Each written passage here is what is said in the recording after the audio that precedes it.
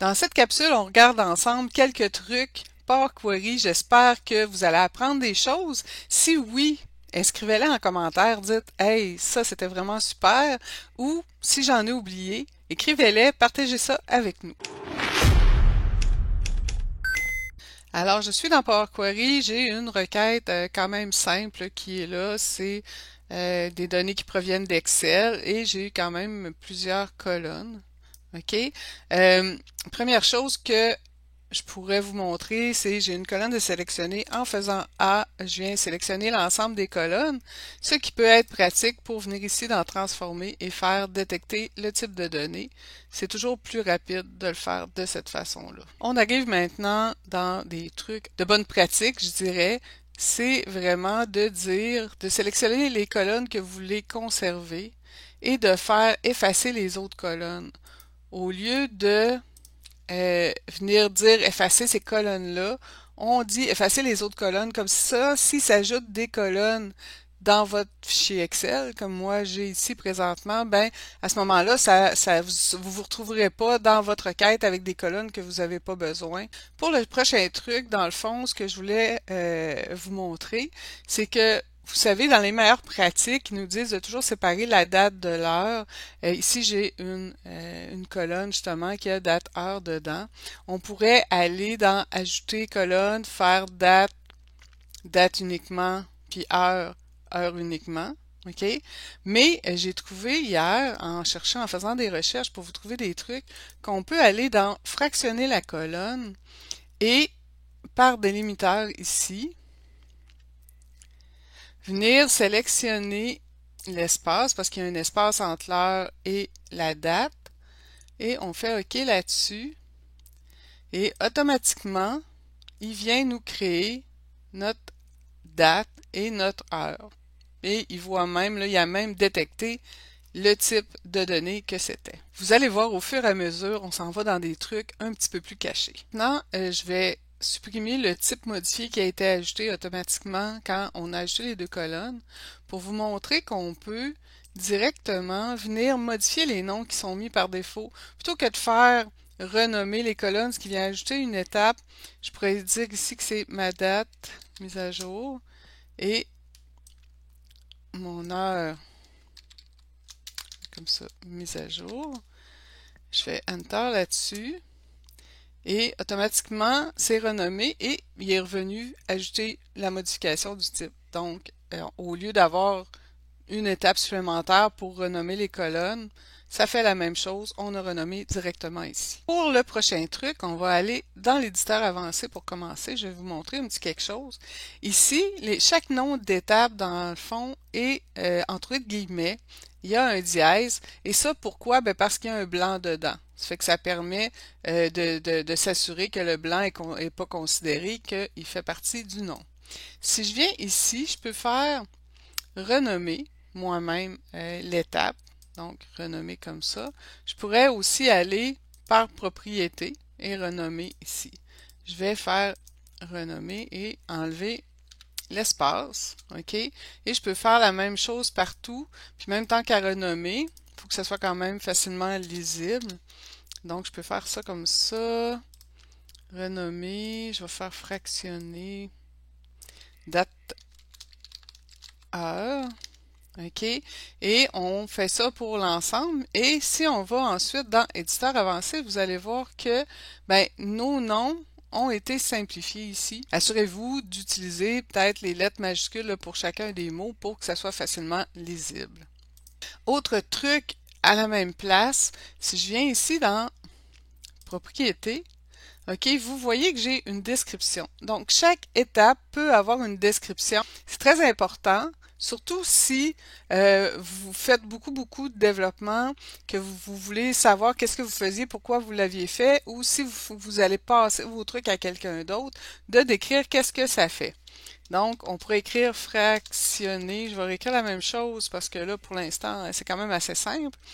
La date et l'heure.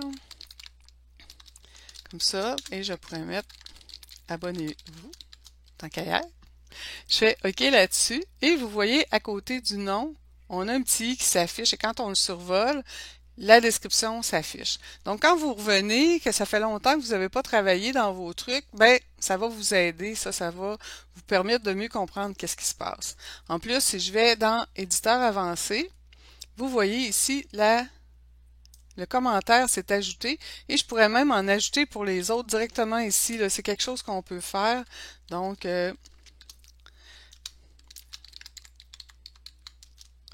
on va se mettre un petit commentaire comme ça. Et vous voyez, on a le commentaire de la date et celui-là qu'on vient d'ajouter ici. Avant de passer à l'autre truc, je voulais vous montrer un petit quelque chose. Je ne sais pas si vous le savez, on peut dire que c'est un truc, mais c'est une fonctionnalité qui est vraiment bien. C'est que vous pouvez, sur une date, aller ici et aller extraire l'âge. OK? Donc, la différence entre la date qui est là et aujourd'hui. Et à partir de là, vous pouvez modifier pour la durée. Dire est-ce que je veux des jours, des heures, des minutes, etc.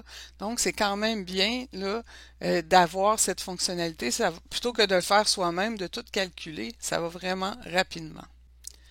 Ensuite, si vous avez des paquets d'étapes et que vous ne les voulez plus, vous pourriez faire le petit X partout pour venir les supprimer, mais vous pouvez faire aussi supprimer jusqu'à la fin. OK, supprimer. Et ça retire les étapes dont vous n'aviez pas besoin en fait. Alors, j'ai recréé mes deux colonnes, l'âge et le nombre de jours. Ce qu'on peut faire aussi, si vous arrivez, vous avez vraiment beaucoup d'étapes, c'est toujours mieux d'en garder le moins possible pour être capable de se retrouver. Vous pouvez venir ici et faire extraire l'élément précédent. OK? Donc, on pourrait mettre initial début. Ben, allons-y comme ça. Si je fais ça, ici, ben, ce que vous voyez, c'est que dans Financial Début, on a nos premières étapes et dans Financial, qui est ce qu'on va vouloir qui soit dans le rapport, ben, on a la suite, l'âge d'insertion et le nombre de jours. Et si je vais ici dans Éditeur avancé, vous allez voir que dans le fond, la source de cette nouvelle requête-là, c'est Financial Début.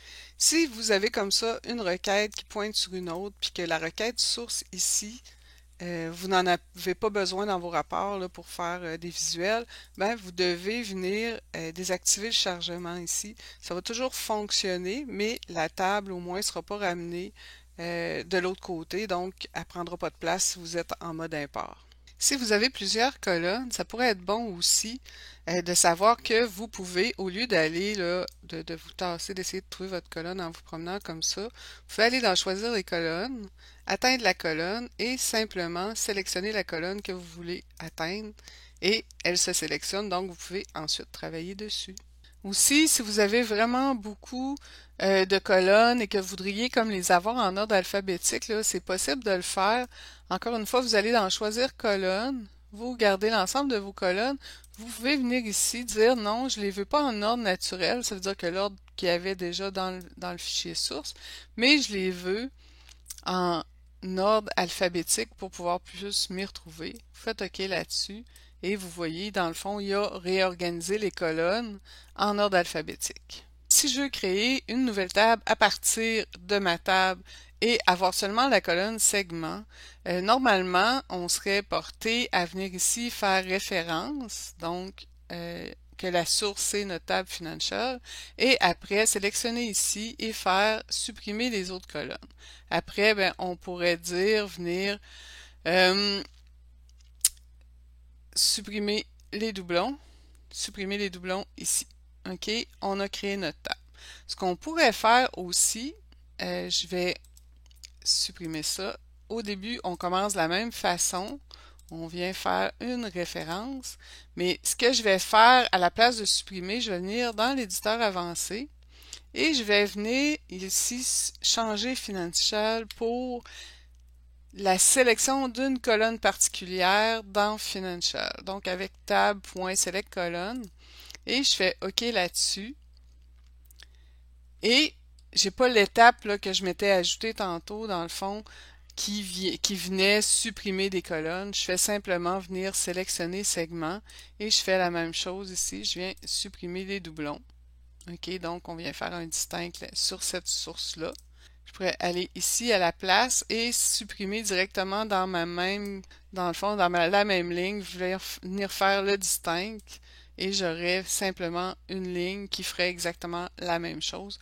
Saviez-vous qu'il y a des raccourcis clavier en DAX qui vous permettent d'aller plus vite également?